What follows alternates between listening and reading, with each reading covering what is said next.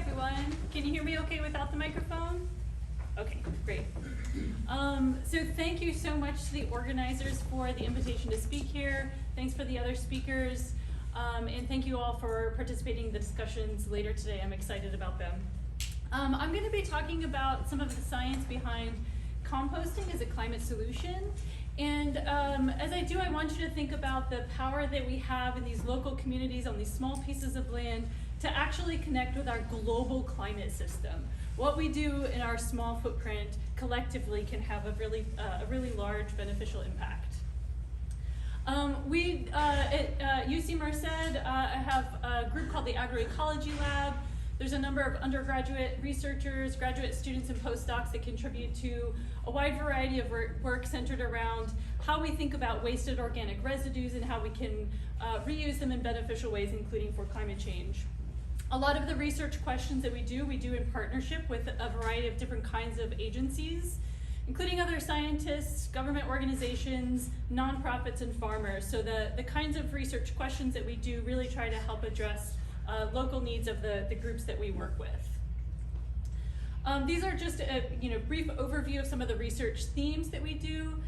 In the lab, we work on what's called nature-based climate solutions, really trying to understand the ecology of our natural systems or working landscapes, and how they can help to draw carbon dioxide out of the atmosphere and put it into soils and plants that help regulate the Earth's climate, but also provide a host of other services, both to the environment and to people.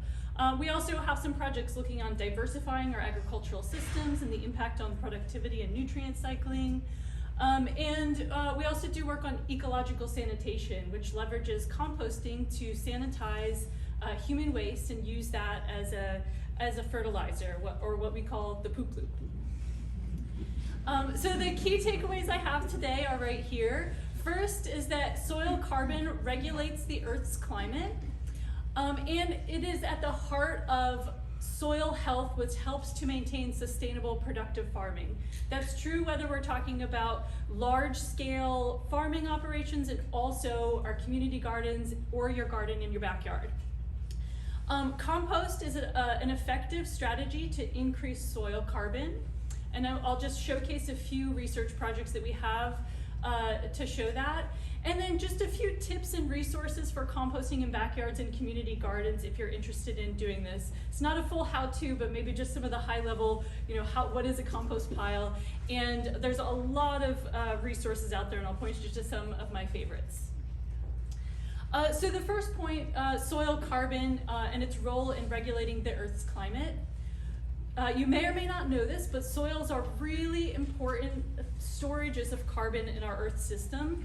Soils store more carbon than all of the plants and all of the carbon in the atmosphere combined. So it's a really important place where carbon exists in our Earth system. But it's dynamic. Soil is a living system, so carbon is both going in and leaving the soil back to the atmosphere. And it's that delicate balance that humans really have a large fingerprint on.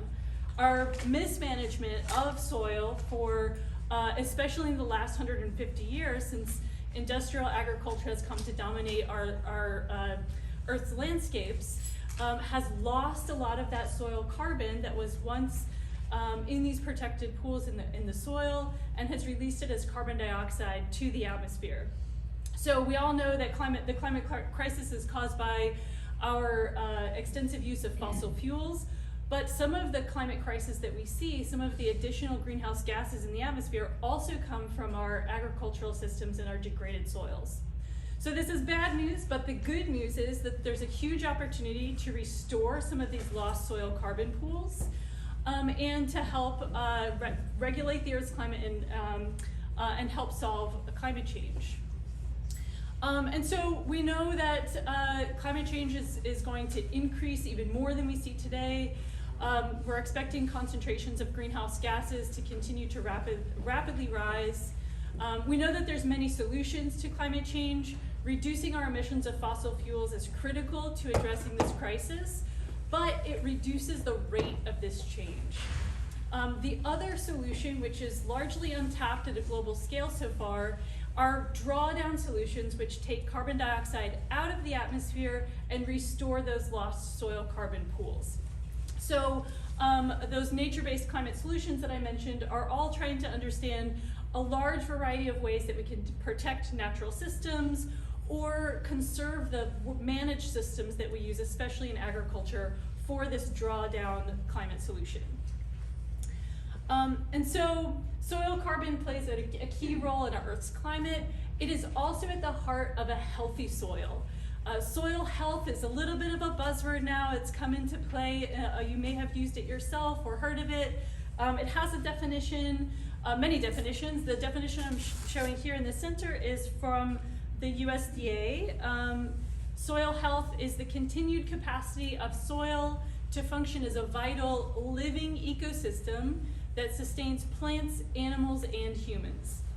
It's a wonderful definition, but also a bit vague. We actually have many indicators, just like when we're looking at our own health, we might measure our blood pressure, our heart rate, many things that we can measure to collectively describe a healthy soil.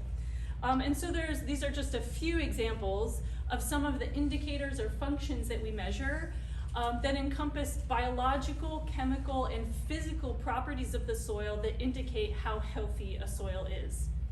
And soil carbon is really at the heart of a healthy soil because carbon or organic matter in the soil really plays a vital role in the healthy biological, chemical, and physical functioning of the soil.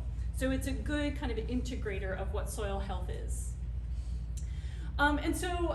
Here I'm talking about a way that we can increase soil carbon, and that's through compost.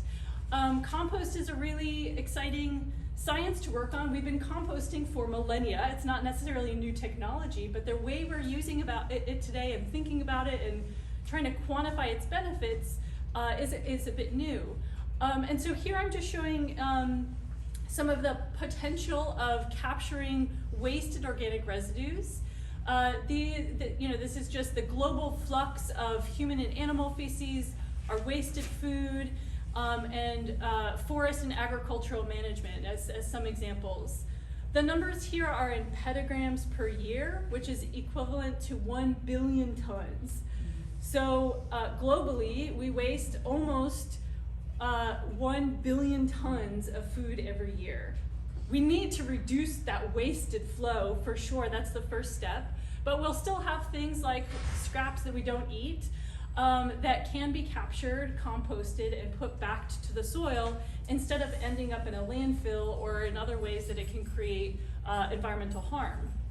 And also thinking about our fluxes of our poop, both human and animal. How can we safely capture that, sanitize it, and recycle it back to the soil in a beneficial way? Unfortunately, a lot of our wasted organic residues end up in the landfill. In the U.S., for example, about half of our waste that goes to the curb is organic material that could otherwise be composted. When that material ends up in the landfill, it produces methane because landfills are oxygen-free environments, really prime ecosystems for microbes that generate that methane. So landfills in California are actually considered a super emitter of methane. And it's owing to the fact that we send a lot of organic material there. So there's a huge opportunity to reduce this flow. And in California, we have a new law called SB 1383, which requires our state municipals to almost entirely avoid sending organics to the landfill. So this is a really exciting time to see how this will change. And I think community gardens and our local communities will play a big role in helping achieve that goal. So what is compost? You probably are all familiar with compost in one way or another, especially if you garden. Compost is this dark, crumbly, earthy smelling material. It should smell good. It shouldn't smell gross if you're doing it right. And it's produced by microbes. We love to call this a microbial revolution. These microbes take this what we would ordinarily consider waste and turn it into this black gold that can be put back in the soil. So it's a living soil amendment, and it's a strategy to capture some of these wasted organic residues and recycle those nutrients. It's like soil. It has all those physical, biological, chemical functions that a healthy soil provides, but it's not exactly the same thing as soil. So in addition to avoiding landfill methane emissions, compost can also help carbon sequestration in the soil by leveraging or improving ecosystem processes that capture that CO2 from the atmosphere. So compost itself has some carbon in it. Some of that carbon might stick around in the soil for a few decades. That's a better fate than going to the landfill for sure.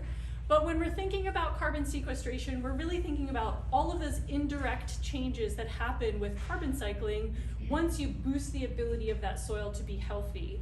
And really that comes down to just allowing plants to photosynthesize more, allowing more carbon to be exuded through the roots into the soil, and the microbes in that soil to better protect that carbon for the long term. So we research this in a lot of different ways, and the context depends on what we're interested in and what the land managers or farmers that we work with are interested in. So I'm just going to give 3 brief examples of some of the research we do, some of the questions that we ask about compost. My dissertation work when I was a grad student started with the Marin Carbon Project, which was a study done in Northern California and the Sierra foothills, looking at how the fate of compost when it's applied to grazed grasslands in California. And we applied compost just one time. The study has now been going on for 14 years, but in the first 10 years we saw sustained increases in the production of forage, which the cattle eat, for 10 years after this one-time application. And we saw significant increases in the amount of soil carbon that's stored, again over 10 years. So just adding a little bit of that compost material provides all of those indirect benefits that boost the health of that soil and really change the way that that ecosystem draws down more carbon into the future. So it's a long-lasting improvement.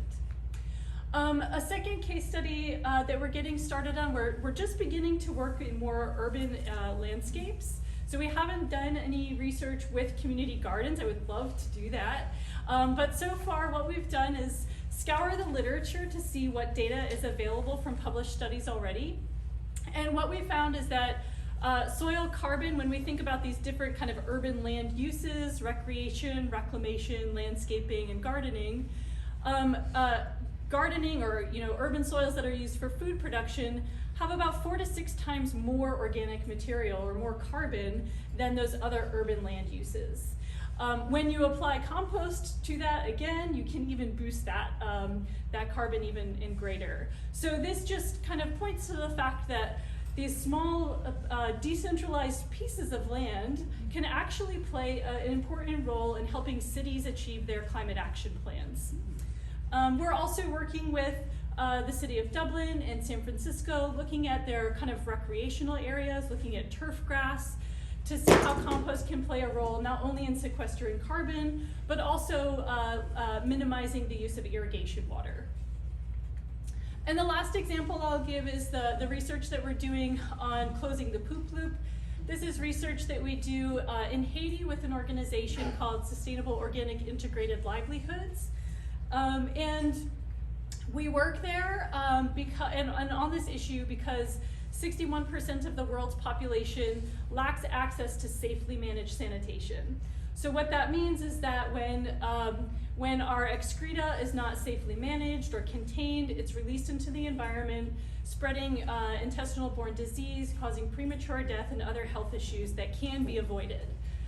So ecological sanitation technologies couple waste management with agriculture. What we've done with soil is trying to quantify some of these climate benefits. And we've documented significant reductions in greenhouse gas emissions from the waste treatment. We've documented increases in soil carbon on really degraded soils when this compost is applied. And again, a sustained boost in crop production even after a one-time application. So compost helps to regulate the Earth's climate, also provide a healthier soil that helps to increase local food production. And so just my final comments are some basic tips for starting a compost pile if you are interested in doing this in your backyard or at your community garden. And just a few points that I wanted to remind you of. First is that the compost pile is an ecosystem. Like soil, it's a living environment. So the conditions of that compost pile matter a lot in terms of the final product that you get. And also things like the odor, these are community spaces or in your backyard, you don't want a smelly compost pile. A smelly compost pile is an indication of an unhealthy composting process. So it's an ecosystem, and the composting process is all about making those microbes happy. Just like us, microbes need the right amount of water, the right amount of air, and the best food that they can eat. So really having a good composting process is thinking about those environmental conditions that the microbes need. So compost is an aerobic process, meaning it needs oxygen. There's different designs for composting bins, but whatever your design is, you need to make sure that you're aerating that so you don't create these pockets of anaerobic or oxygen-free environments that create that methane. You can create methane from compost piles. It also has a dynamic temperature evolution. So this active phase for the microbes to generate that heat to get up to temperature is really important for killing off weed seeds that you might not want in your compost that can then spread to your garden, and also making sure that there's no pathogens that persist in your compost. And also the microbes need the right diet. Microbes use carbon for energy, and they use nitrogen to build their proteins and for reproducing. So when we think about compost, we think about carbon materials and nitrogen materials. Different residues have a different balance of these carbon and nitrogen amounts. So having the right balanced diet for the microbes is essential to making it odor-free and also achieving those right temperatures and getting that right environment for the microbes. There's lots of different compost designs. This is not even an exhaustive list, but they can be done at all sorts of different scales. If you've never built a composting system yourself, you can purchase one, but you can also build them with some recycled materials if you have wooden pallets or other things. Do you want to think about your own context? Do you have rodents around? Do you need to protect them? How close you are to your neighbor? All of those consideration comes into the design that will work best for you. But there's things like compost tumblers. Here's just wooden pallets that are reused. You can purchase some systems as well. And worm bins for also vermicompost is another great way to do it. Composting can also be done at the community scale, and that might look a little bit different than what you do in your backyard.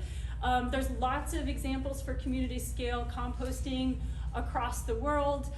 They involve things like drop-off or collection or citywide curbside compost that all brings it back to a central facility. And these can be done either in piles or in multiple bins, depending on the space you have and the type and amount of materials that are incoming. And at larger scales, this is something you might see when you're driving past a compost facility. You often see these large windrows, but there's also some newer technologies that use this mechanical turning. And the last slide I have here is just some of my favorite resources for getting to know how to start composting. If you don't have any clue how to start and you're interested, I in particular will point you to the Institute for Local Self-Reliance. They've got a wonderful website, and in 2020 they put on a series of webinars all about home composting because, as Julia said, people were eager to get outside in safe ways and connect with their community. So they have really wonderful materials, but also webinars for kind of like the how to do this really well. And with that, I will thank you.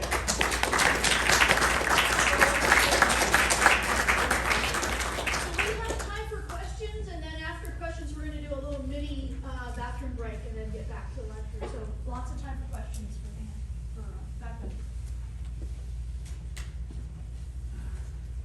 Yeah. When I think about composting human waste, I get concerned about antibiotics, invasive toxins, radiation from chemotherapy or radiation therapy. How are people addressing that? Yeah, so this is, and also emerging contaminants like PFAS, PFOA, you may have heard of as well. So yeah, it's not a trivial question. I think there's a lot of researchers right now thinking about and focusing on that whole process. I would say here's where like context always matters for when you're asking those questions. So for example, the work that we're doing in Haiti, we think about like net risks to those communities, and the net risk of the untreated sanitation that's going to the environment, causing a lot of premature death, especially to children, outweighs the potential risks of things like having persistent compounds in that compost piles. May or may not be true here. So the context matters, those questions matter. We know in some cases that the composting process does a good job of degrading some materials, but there's a lot of materials that we don't know. Pharmaceuticals, all those emerging compounds, we don't know a lot about. So it's an important question, an important thing to continue to study. And it's not just like what persists in the composting process, but when those materials are put back into the soil, what the fate of those materials are. I should say one good lesson we have from that is the use of biosolids, which are the organic residues from wastewater treatment. They used to be a source of heavy metals, so they would have a lot of heavy metal contamination in soils. That is less of a problem now for a couple of reasons. One is because we have better legislation to limit the amount of heavy metals that go into our wastewater treatment plants. Even things like changing the materials that tires were made out of so that doesn't go into the stormwater. So thinking about that whole system, like preventing those from going into our waste stream is the key starting point. And then we're also trying in case of heavy metals, have a better understanding how heavy metals complex to organic matter in the soil. So sometimes there could be heavy metals present, but if you have a higher amount of organic matter in the soil, it kind of locks that heavy metal there, so it's not going into the plant. So it gets into this very complicated biogeochemistry of how these materials are cycling, and that's a case where we know a lot about because we've had decades of study there. But things like these emerging contaminants, we need to kind of put the same level of effort of research to understanding their fate as well. Yeah, thank you for that question. Any other questions? Okay, thank you, Becca.